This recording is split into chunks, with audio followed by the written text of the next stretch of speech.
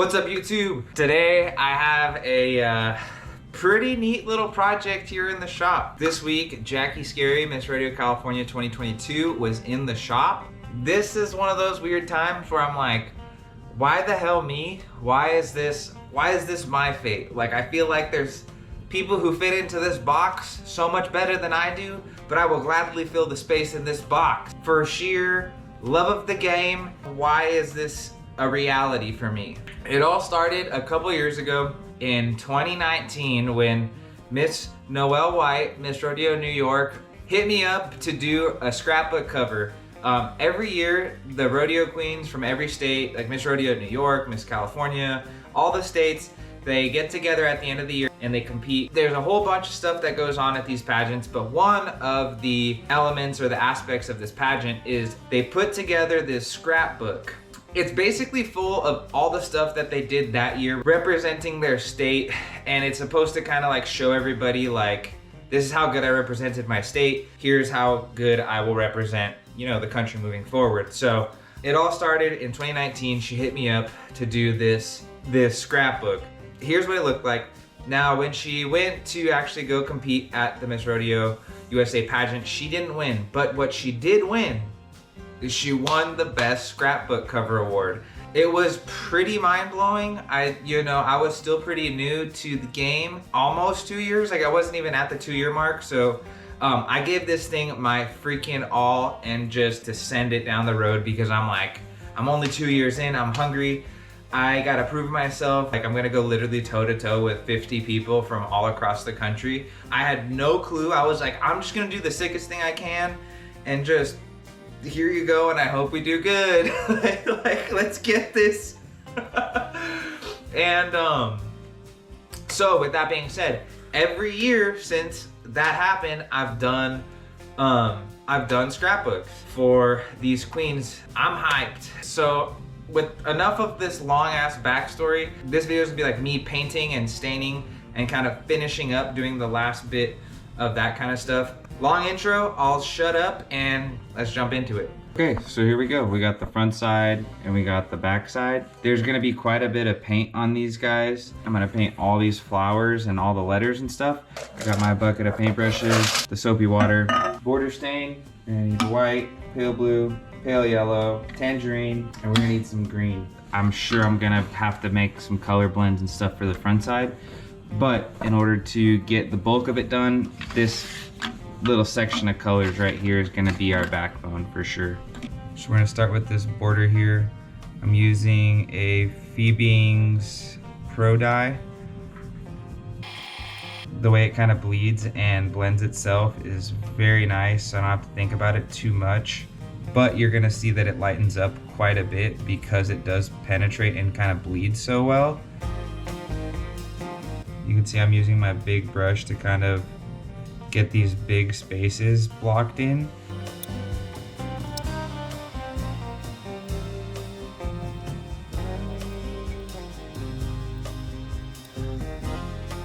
I come in here and kind of flick off a little bit of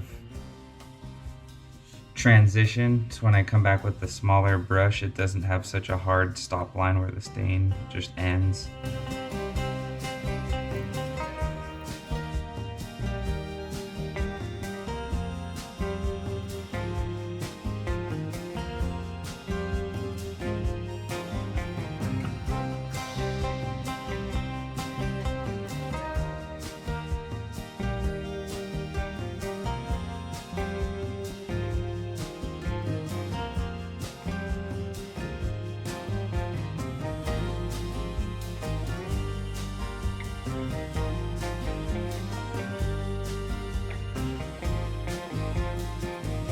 So the front side, I did these two sizes, and now I'm coming in with this kind of middle size. I should be able to get down in some corners and stuff pretty easily.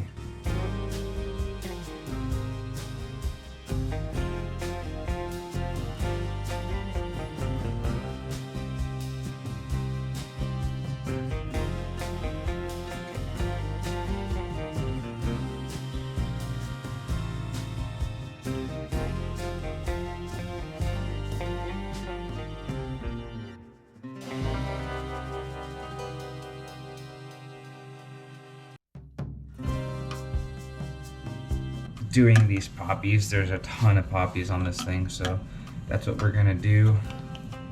I'm gonna start out with the orange and hammer all of them solid orange, and then we're gonna come back and fill them in with some yellow highlights. I like this softer kind of tangerine color for poppies, and the main objective is to just get some pretty good coverage.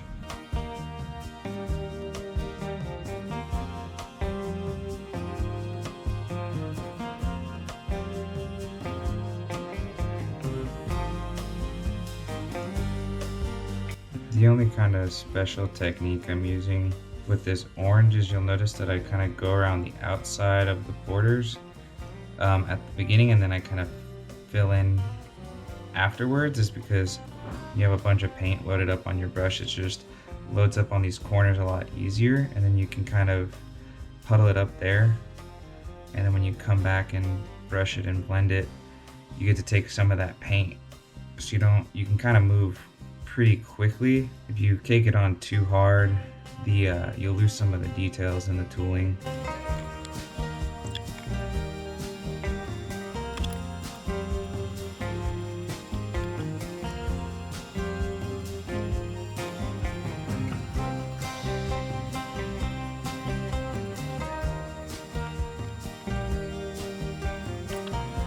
Okay, all the orange is done. I'm tired of painting orange. It's been literally like 30 minutes of painting orange. Coffee in hand. Now I'm going to add in some yellow highlights to these poppies. Going to try and bring them to life, just so they're not just like solid block orange poppies. So I'm gonna come in with this yellow and kind of do a couple little highlights here and there. I'm gonna mainly cake up this concentration of yellow in the center, and then that kind of lets me have a little bit of yellow left over on my brush to kind of mess with here and there. And now I just got to do that on 50 more poppies, and I'll be done with these flowers.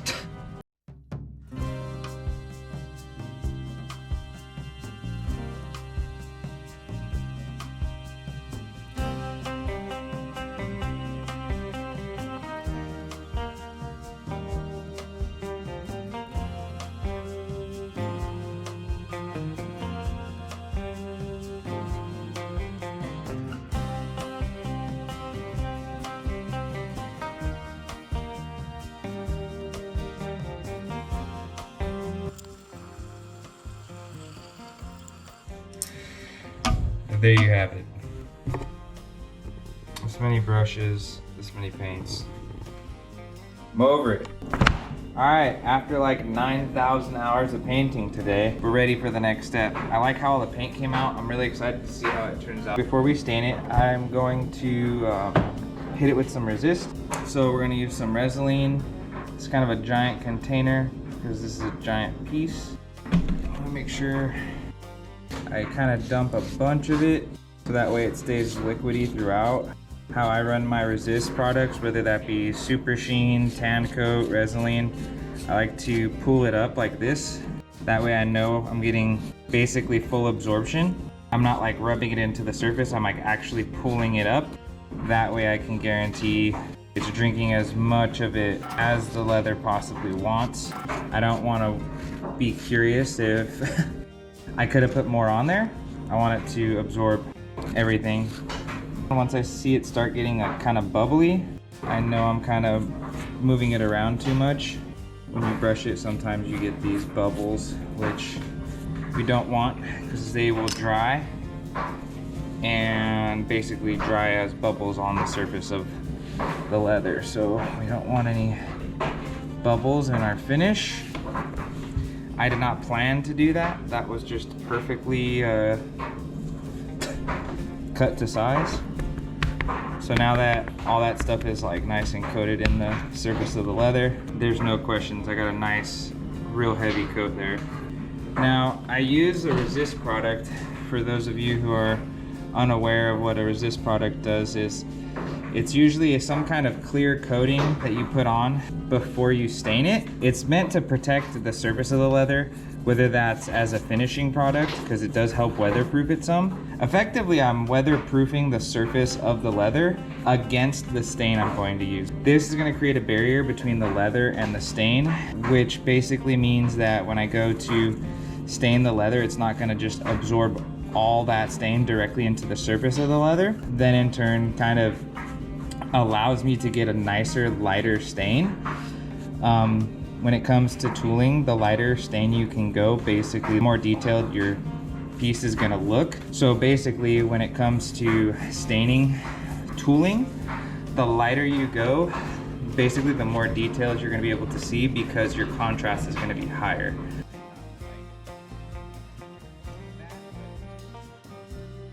What I like is the look of a very detailed piece. So I don't want to say it's like cheating and making it seem like there's more detail than there are. More so just absolutely maximizing the amount of detail. We're gonna let these bad boys sit overnight and finish absorbing and drying and all that good stuff. And we're gonna come stain this in the morning.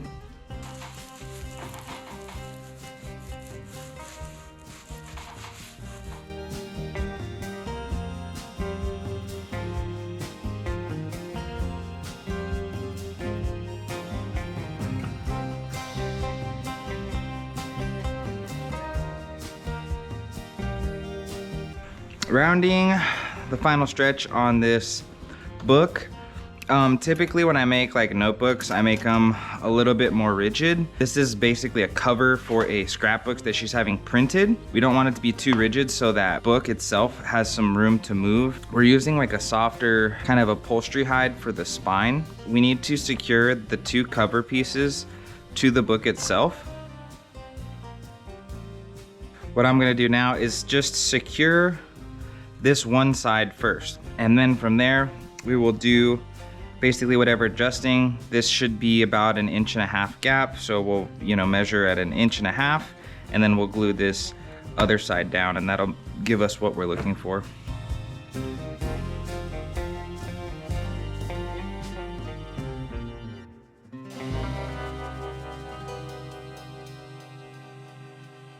All right, so I set this gap to 2 inches. Both sides are dry. Now I need to secure the face of each one of these sides.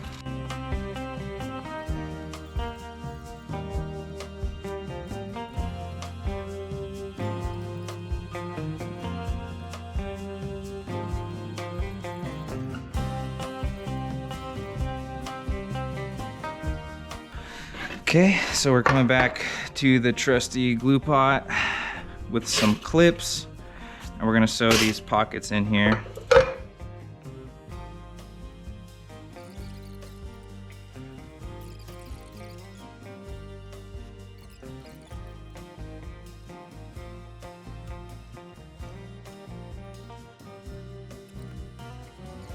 Okay, so we let these dry for a little bit, and I'm ready to get this wrapped up.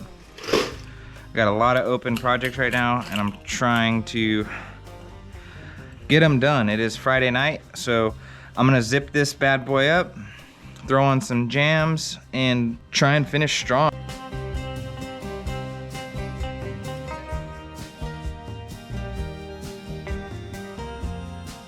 So here it is. This thing is super sick. The one thing is video never does it never does any justice in video or photos. I have to like maybe go quadruple HD to show like really how sick this thing is. I love how this thing turned out. It's kind of big, which is pretty cool. It's just like big sprawling space of tooling and stuff. So I'm gonna give you guys a little zoom in right here and kind of go through a little bit of the details, but I love how this thing turned out. Turned out real snazzy.